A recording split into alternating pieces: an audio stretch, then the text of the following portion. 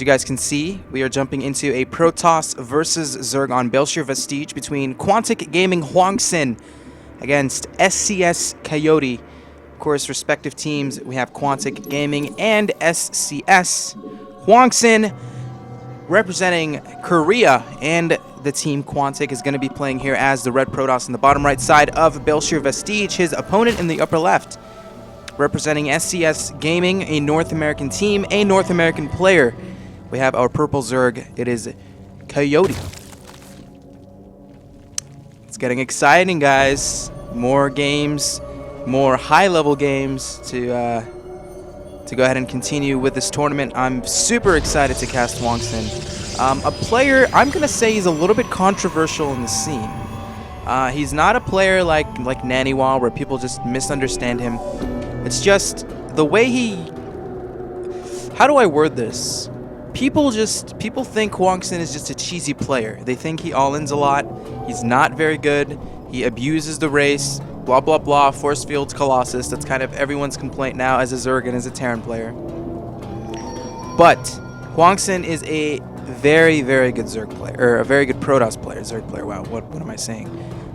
He is, you know, easily, in my opinion, one of the people that transitioned from Korea into North America and has had quite a good amount of success.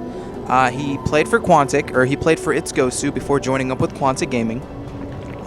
He has a lot of, has a pretty good fan base. He's one of those Koreans that's not very shy and actually has some of the best English that I've heard from a lot of Koreans.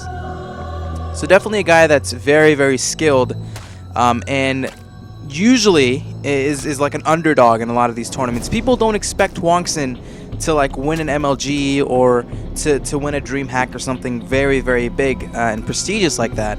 But he definitely has the skill set and the practice regimen to go ahead and give himself an opportunity to get like a top 8 or a top 4 and something like that. Now, Coyote, on the other hand, SCS is a team that I recognize, but I don't really know too much about the actual player or the team.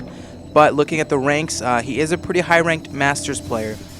So should be definitely not a one-sided game. Should be a pretty close little PvZ series we have here. Now, it is going to be a best of 3, guys. This is not going to be a best of 1. So there's definitely going to be quite a good amount of matches here, at least just for this one. We're going to be doing at least 2 matches, possibly 3, depending how these players decide to play out the series. So, build orders so far. It looks like Hwangsin going for a normal Gateway Expand opening, which is becoming rather popular in Heart of the Swarm. Now, this gives you a lot of opportunities. You can go for the quick Nexus, and then maybe do like a 4-gate follow-up. Of course, you do want to wall off this area as quickly as possible. This is a big, big ramp. A lot of Zerglings can just run straight up in here and do a lot of damage. So yeah, back to my point about this Gateway Expand. A lot of follow-ups with this. You can go into a 4-gate pressure. This is usually a nice little nook area where you can get a pylon, do a little bit of damage to your opponent's third base. Not the best for Zealots, though, or excuse me, not the best for Stalkers, but pretty good for Zealots. You know, talking about early pressure, you can go into a Stargate play, open up something like 5 Phoenix, transition into a Colossus, into a third base, and try to hit yourself some sort of a timing. And that's generally what we see in PvZ on this map. It's just a very strong, solid 3-base timing from the Protoss, with a little bit of early pressure that comes usually around the 7:30 to 9-minute mark, whether it's Zealots, DTs, or something like that. So we'll have to see kind of the choices Coyote decides to make in this game. He might have played Hwangsin before on ladder. He might have studied some replays or, you know, looked at some VODs of Hwangsin, and has a little bit of a stylistic choice in terms of what he wants to do. But he's doing a pretty safe opening, pretty standard here, going with this hatchery first play, getting his speed. Now, you guys might wonder, why did he grab speed? Hasn't the metagame always been 3 hatcheries before spawning pool, or 3 hatch before gas? Well, if you're going for this Gateway Expand as a Protoss, you need something to deal with early pressure. Generally, you want speed preferred, you know, in like the mid stages of the game, or like the 5-minute mark. Roaches are like, okay, so this is kind of my analogy with this. Speed is like, okay, I know you're going for Gateway Expand. My normal transition would be speed. Going for a Roach 1 is like, I know you're going to go for a Gateway Expand, but I'm actually absolutely going to shut it down with my Roaches, so there's nothing you can really do. But it's all going to come down to scouting. Looks like Hwangsin going to start to do a little bit of pressure here with the Mothership Core. Starting to do a little bit of damage here to the Queens.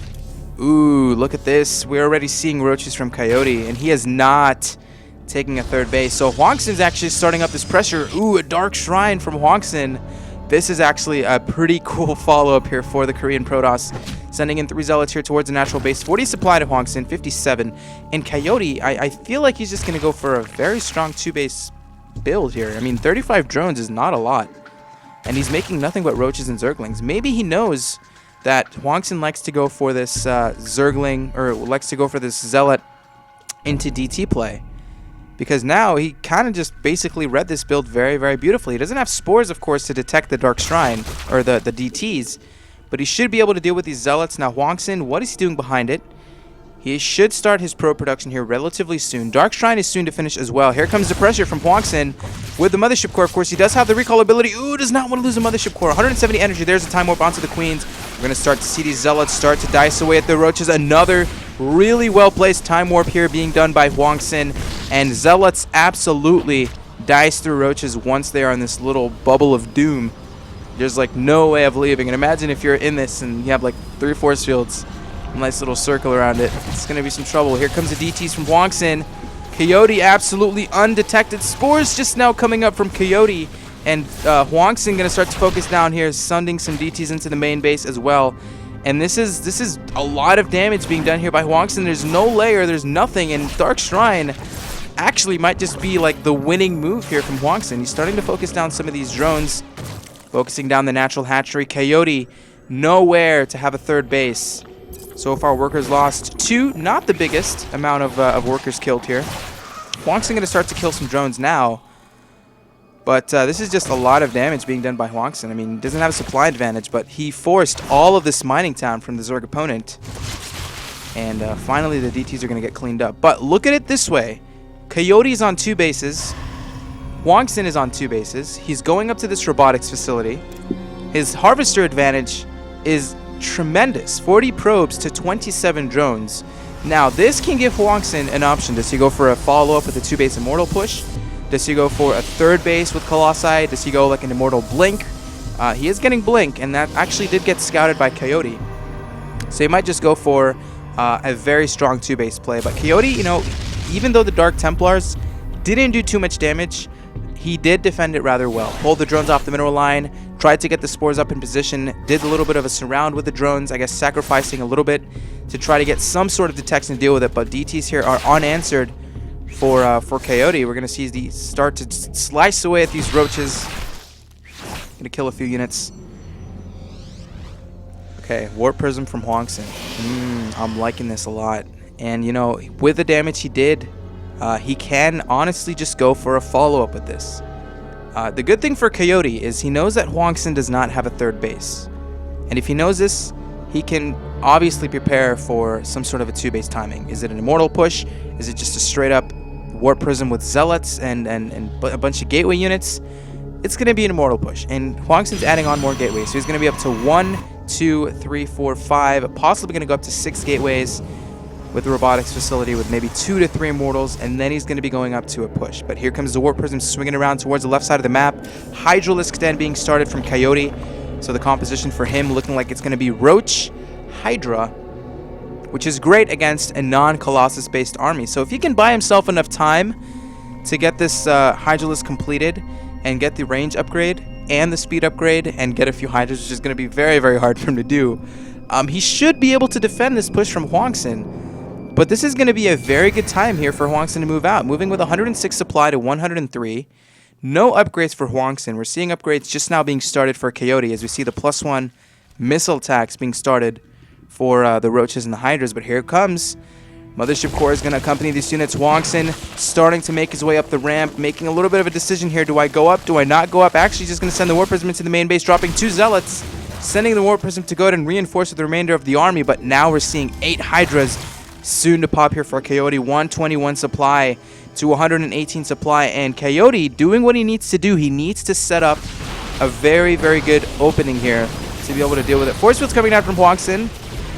A little bit quick here, but he does have a lot of units here to deal with this army. But Hydralisks, of course, don't really have the upgrades. Looks like the The Grooved Spines is soon to finish here for Coyote. There's a Time Warp being thrown down, trying to focus on the Mothership Core. That's going to go down, but Hwangsin has a crazy amount of gateway units. Force Fields are very well placed here from Hwangsin, denying any of these Hydralisks from reinforcing. 107 supply to 106, but take note, it's just the actual army here from Hwangsin is so hard to deal with. He has Blink.